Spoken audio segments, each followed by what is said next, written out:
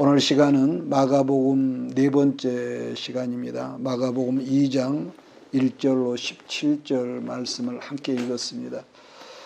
오늘 시간에 읽은 이 본문 2장 1절에서 2절을 보면은 예수님 지금 다시금 갈릴리 사역의 본거지였던 가버나움으로 돌아오셨다는 말씀을 마가는 지금 하고 있습니다.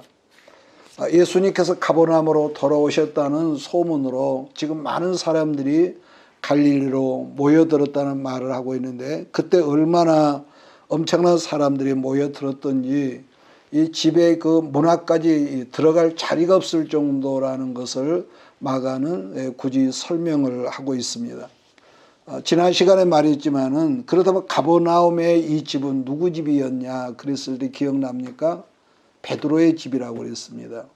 그러니까 지금 베드로의 집이 미어 터질 지경이라면은 아마 집안에서는 당연히 안주인들이 분주하게 봉사를 하고 있을 거 아니겠습니까? 베드로의 장모와 베드로의 아내.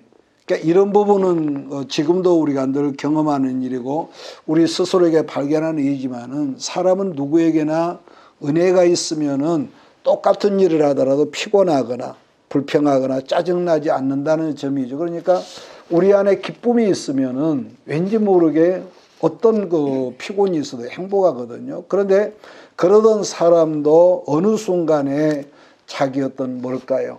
성품, 습관, 어떤 이렇게 은혜 관리를 못 해가지고 은혜가 떨어지면은 범사에 감사하는 마음이라 어떻습니까? 쉬지 않고 그때부터 짜증이 나고 불평하고 이런 현상들을 다른 사람에게 아니라 우리 스스로에게 우리가 본단 말이에요. 그래서 나는 이 시간 여러분들에게 당부하고자 하는, 언제나 안 그럴 수는 없지만은 언제나 여러분 안에 은혜가 있기를 주의 이름으로 축복합니다. 자, 2장 1절로 4절을 우리 같이 읽겠습니다. 시작. 수일 후에 예수께서 다시 가버나움에 들어가시니 집에 계시다는 소문이 들리니라. 많은 사람이 모여서 문 앞까지도 일어설 자리가 없게 되었는데, 예수께서 그들에게 도를 말씀하시더니 사람들이 한 중풍병자를 4사람에 메어가지고 예수께로 올세, 무리들 때문에 예수께 데려갈 수 없으므로 그 계신 곳에 지붕을 뜯어 구멍을 내고 중풍병자가 누운 상을 달아내리니.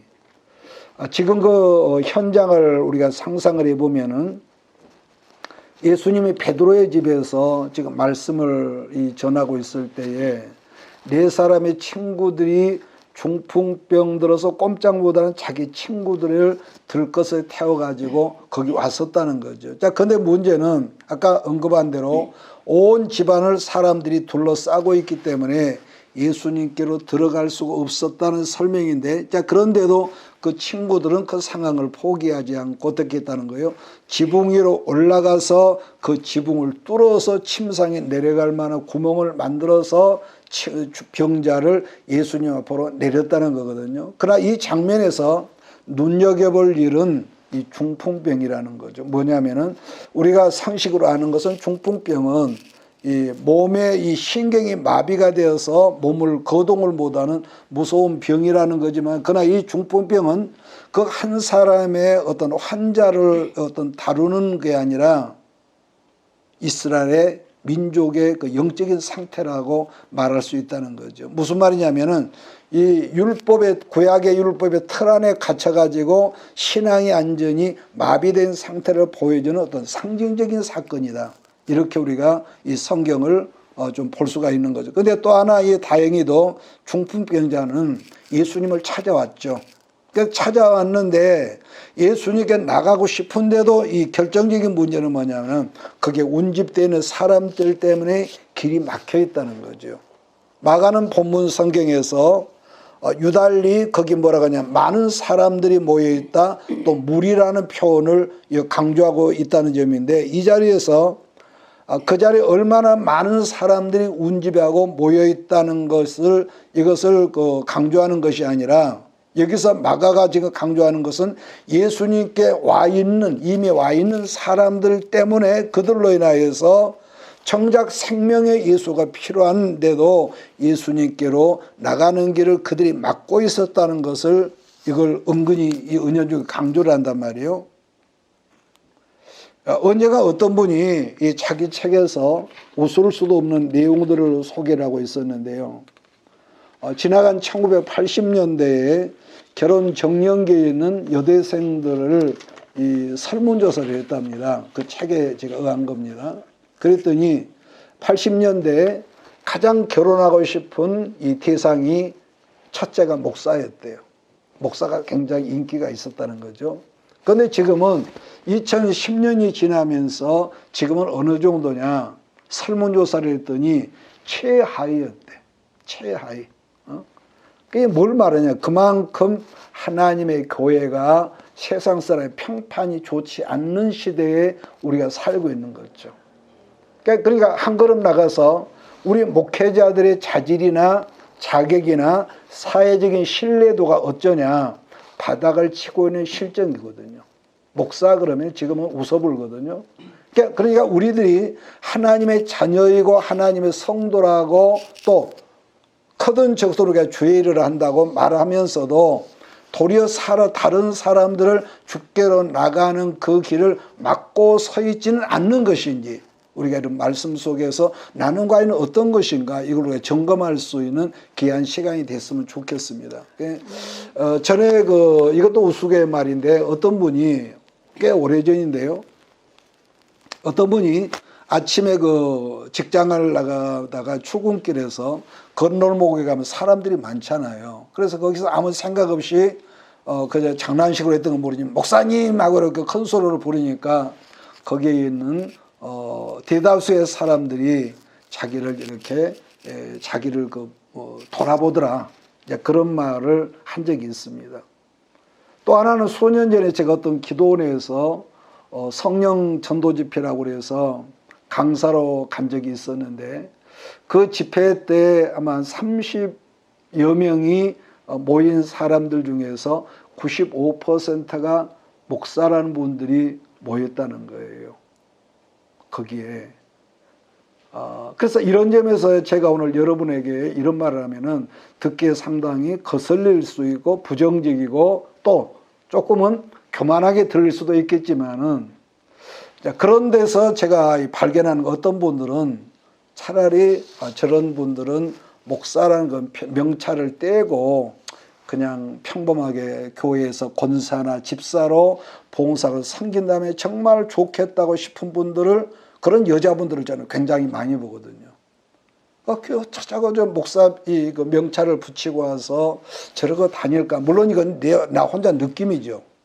그러니까 지금 가버나움에 모여있는 사람들도 어떤 이는 지금 종교 지도자로서 예수님을 감시하러 온 사람도 있고요. 그러나 보편적으로는 지금 말씀에 대한 갈급함이 있을 것이기 때문에 또 하나는 예수님이 어떤 분인가 궁금함이 있었기 때문에 그 자리에 와 있는 사람도 있을 거라는 거죠. 자, 그런데 그들은 지금까지 구원을 얻으려고 열심히 율법을 지켰던 사람들 아니겠습니까? 문제는 종교적인 어떤 행위에만 머물렀고 영적으로는 마비된 상태라서 참된 신앙인으로서 되어 있지를 못하다는 우리가 그런 걸 보죠.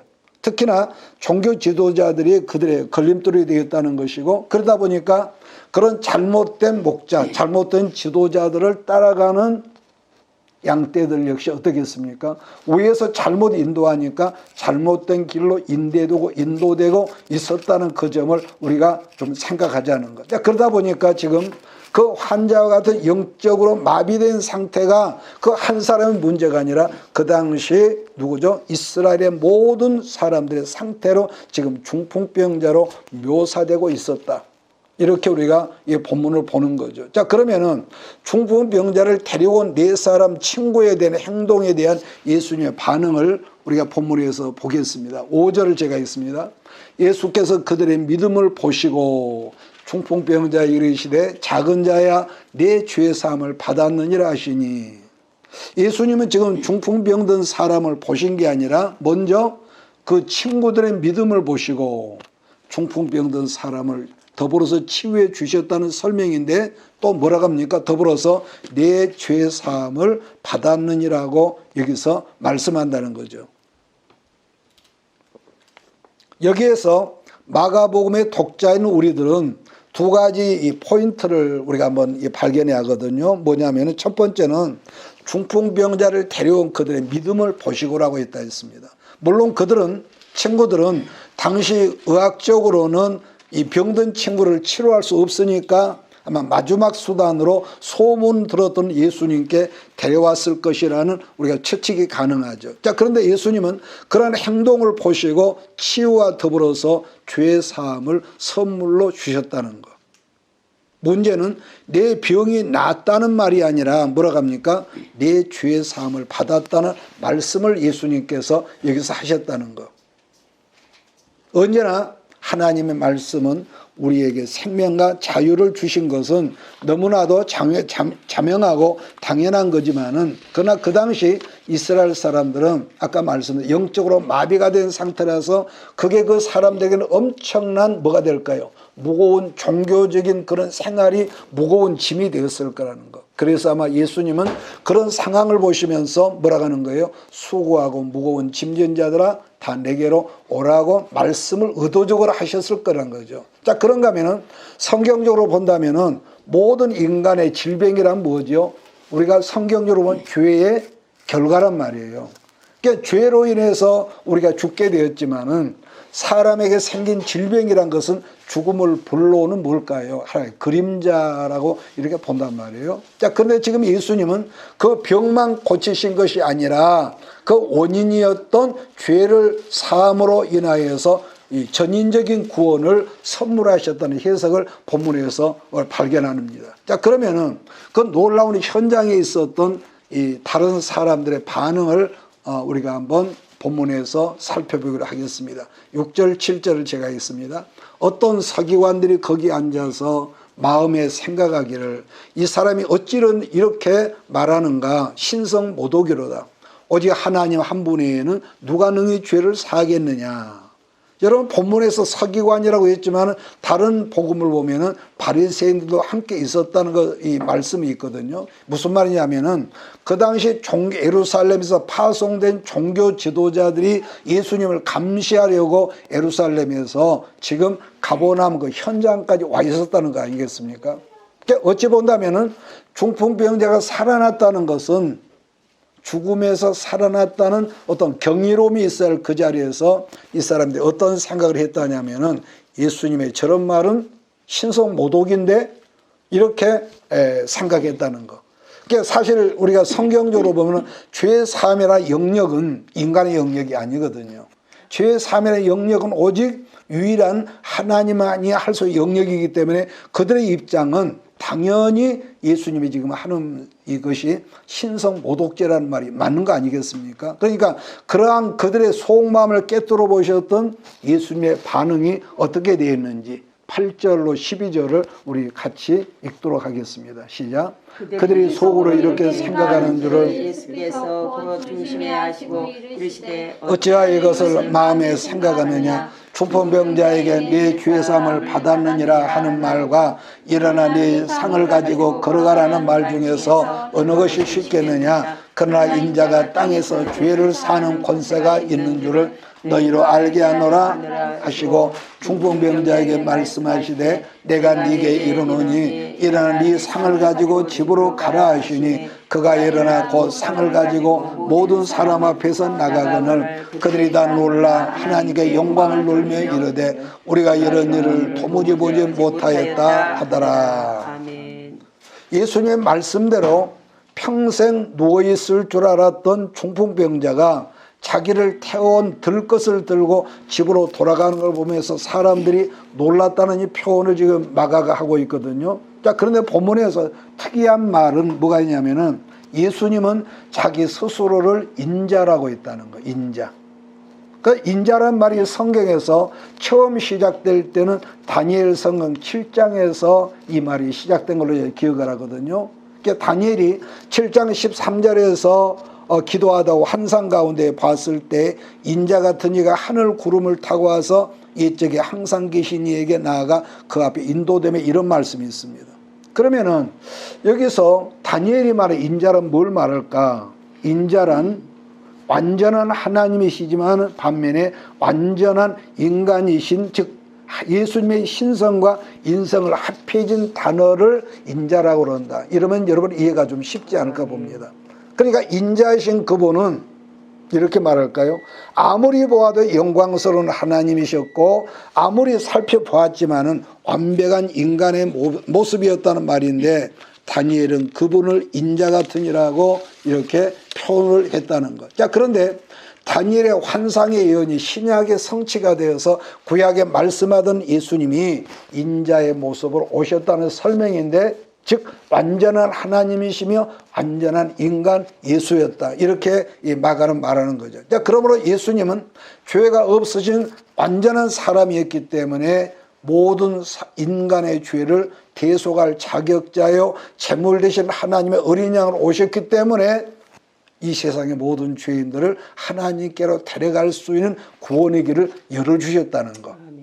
그렇다면은 잠깐 구약의 성자 하나님 누굴까? 뜬금없이 여호와 하나님, 영으로만 계셨던 그 하나님이 신약에서는 하나님의 성령으로 여인의 몸에 잉태되어 오셨기 때문에 천사는 요셉에게 말하기를 그 이름을 예수라고 해라. 여러분, 예수가 무슨 뜻이라고 기억합니까? 마태복음 21장 21절에 보면은 자기 백성을 죄 가운데서 그 다음에 구원할 자라, 이렇게 있습니다. 그러니까 중요한 것은 구원자이신 예수를 안다고 할지라도 중요한 것은 아는 지식이 머리에만 머물러 있으면은 선생된 어용학자, 이건 여러분도 나도 똑같습니다. 선생된 어용학자는 결국은 아는 지식 때문에 다른 사람을 죽이는 결과를 낳는다는 거죠. 그러면 이것을 우리가 성경을 통해 찾아보면 이런 말이 있거든요. 자, 어느 날 동방에서 별을 따라왔다는 목자들이 예루살렘 헤롯궁에 와서 한다는 말이 뭐라고 하면 유대인으로 왕으로 나시니가 어디 계시뇨? 이렇게 묻죠. 그랬을 때 성경은 온 예루살렘과 헤롯궁이 소동했다는 그런 표현을 하고 있습니다. 왜? 헤롯은 자기가 왕인데 또 다른 왕이 태어났다는 거죠. 그랬을 때 헤롯이 누구를 부릅니까? 자, 우리가 참고적으로 마태복음 2장을 한번 찾아보겠습니다. 마태복음 2장 4절 6절입니다.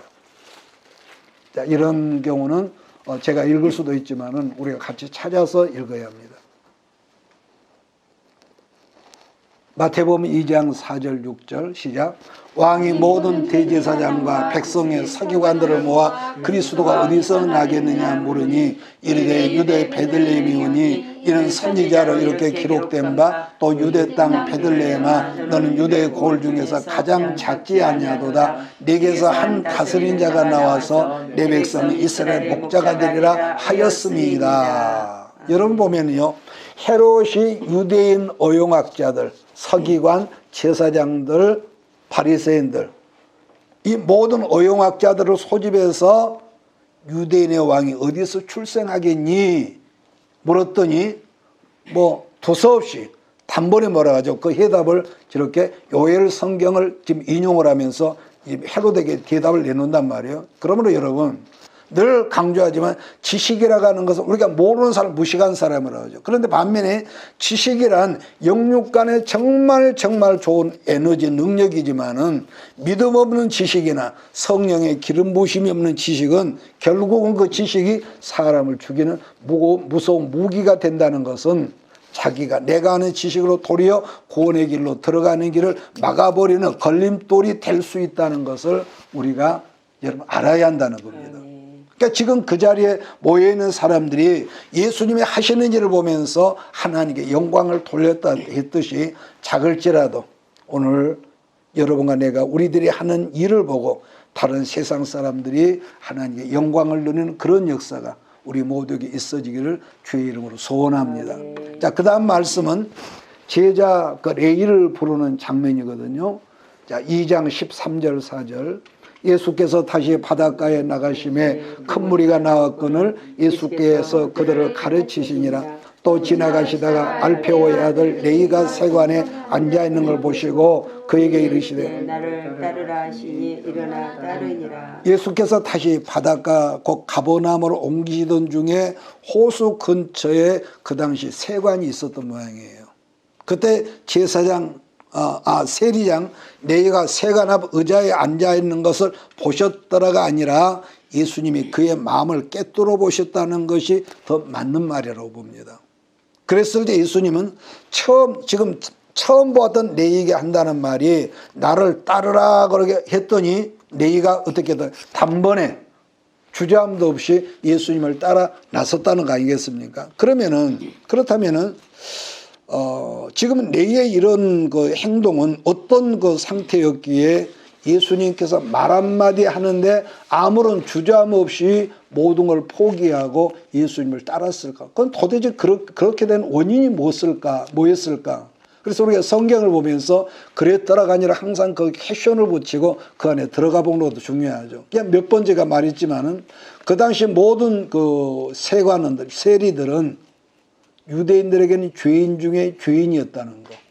그러니까 그 내용을 살펴보면은 그 당시 대로마가 주변의 모든 정복국들에게 엄청난 세금을 여러분 받아내는 징수를 여러분 했지 않겠습니까? 당시 로마는 엄청난 전쟁을 계속했고 또 수많은 건물들을 지었고 새로운 길을 여러분 세계적으로 건설했기 때문에 엄청난 재력이 필요했을 것이라는 걸 자명한 거죠. 자, 그러다 보니까 매년 그 정복한 나라에서 고정적인 인도세 또 이런 세금을 거두었지만은 중요한 것은 관세라는 세금을 거두었습니다.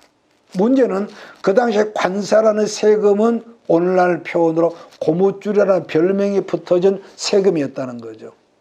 무슨 말이냐면은 그 관세를 거둘 때 로마 당국에서 직접 그 세금을 거두지 않고 정복국인 그 나라 자국민을 통해서 이 관세라는 세금을 거두게 했습니다. 그러니까 모든 정복국의 세리들에게 일정한 금액만 거두어서 로마에게 바치게 한 다음에 나머지는 얼마가 됐든지 세리들이 전부 다 가지도록 합법적으로 이런 걸 법으로 허락을 했었다는 거. 자, 그러다 보니까 그때 당시 세리들은 뭐겠습니까? 수단과 방법을 가리지 않고 악질 같은 이 방법으로 세금을 여러분 거두지 않았겠습니까?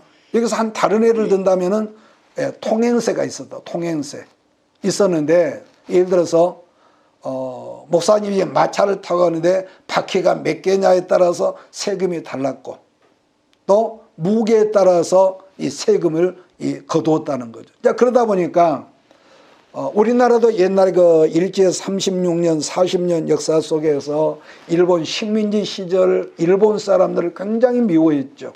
그런데 그 사람들보다 더 미워하는 사람 누구였습니까? 일본 사람의 앞잡이들을 더 미워했죠. 왜냐하면 더 악랄하게 했으니까. 그런데 그러했듯이 그랬다는 거. 자, 그러다 보니까 유대인들도 그런 세리들을 죄인, 매국노, 도둑놈 이렇게 생각하기 때문에 그들과는 상종조차 마치 뭐죠? 예수님 시대에 그 사마리아 사람들과 상종을 하지 않았다는 것처럼 안 한 것처럼 세리들과는 아직 상종을 안 했대. 자, 그러다 보니까 세리들은 성전뿐 아니라 마을 회당에도 출입이 금지되었던 사람들이고 더군다나 유대인들과 내 친척 가운데 누가 법정에 섰을 때 이 증인이 서야 할 거 아닙니까?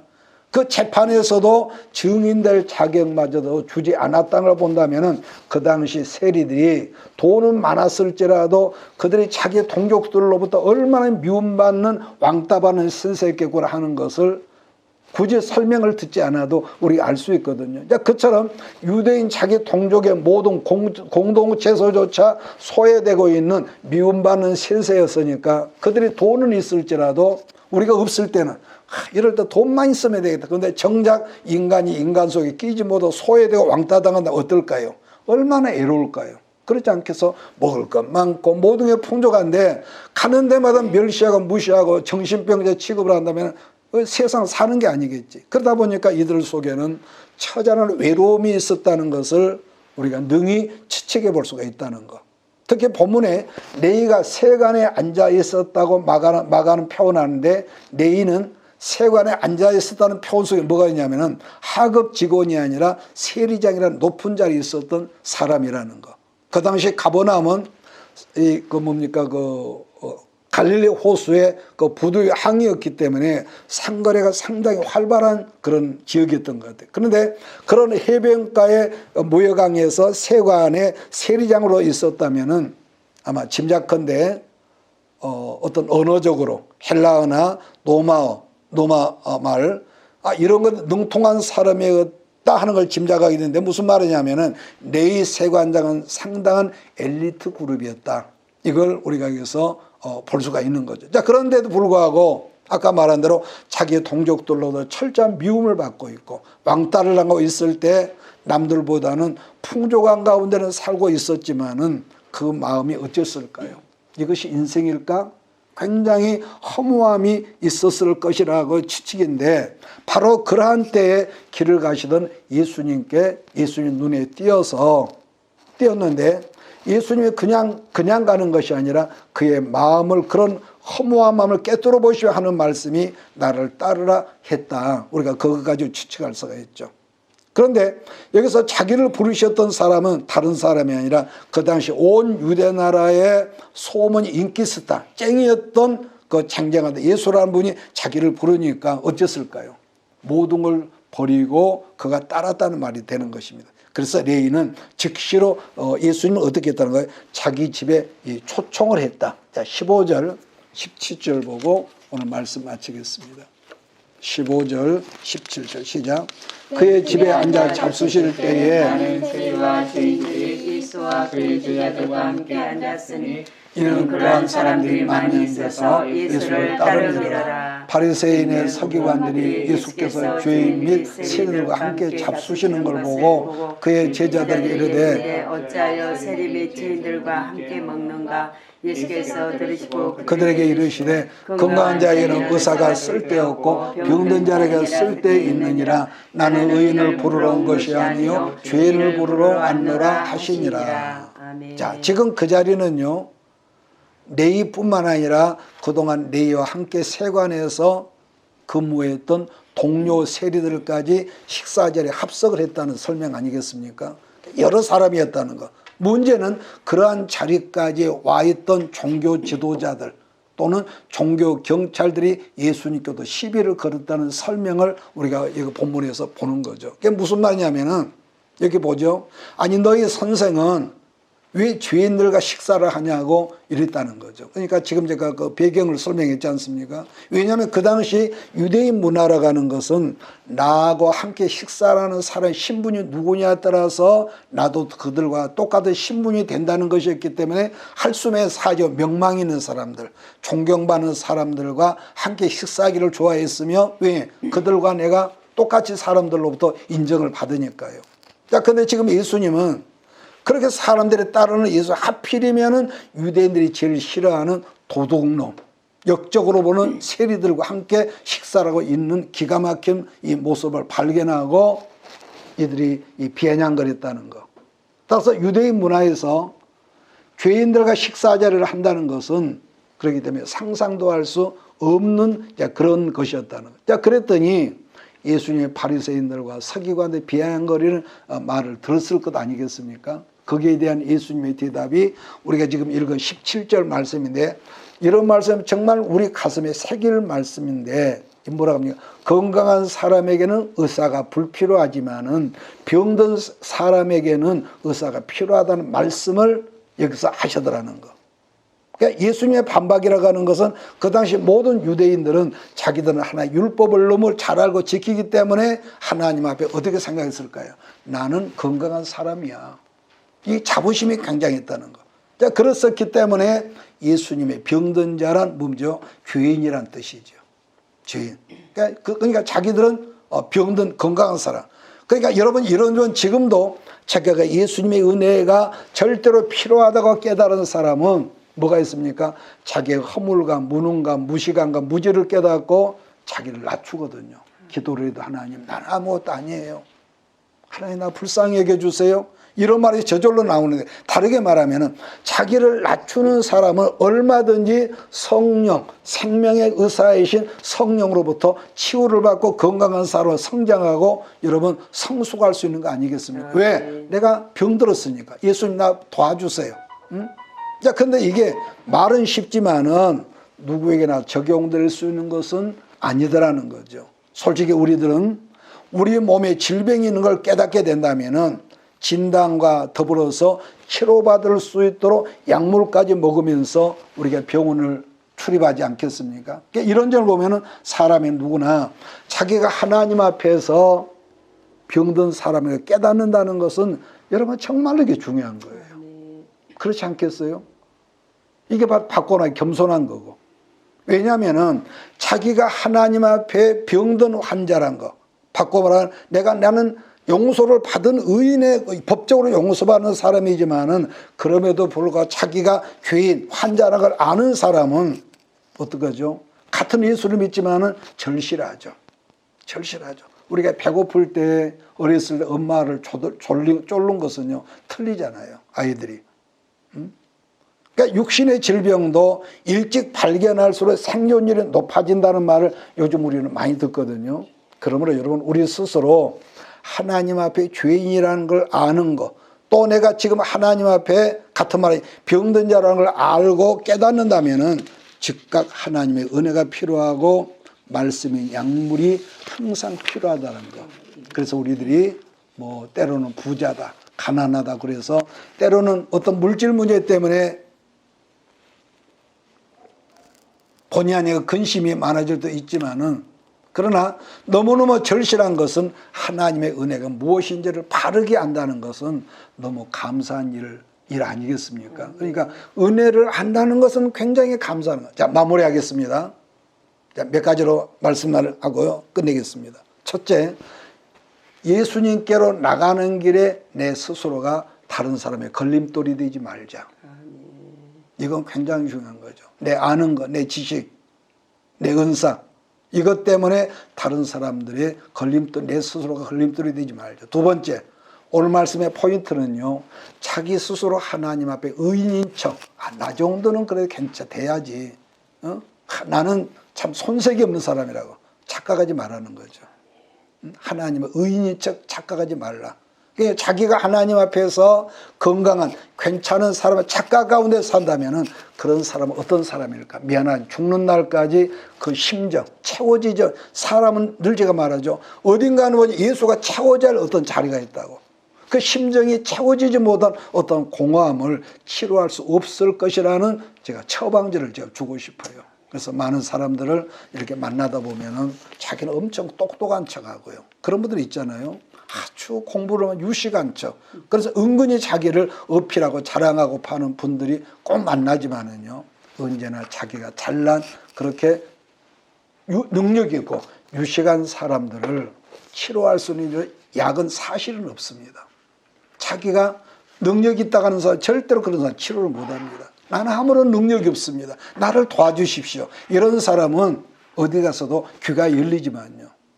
아니요. 차라리 그래서 나는 아무것도 모르는 사람처럼 그저 어떤 입을 다물고 이러면 가만히 있는 것도 지혜 중에 지혜인 걸 저는 믿습니다. 그래서 나를 부인하고 나를 주 앞에 병든 즉 죄인인 환자라는 걸 늘 깨닫고 주 앞에 있는 사람들 언제나 회복이 빠르고 또 뭐가 있죠?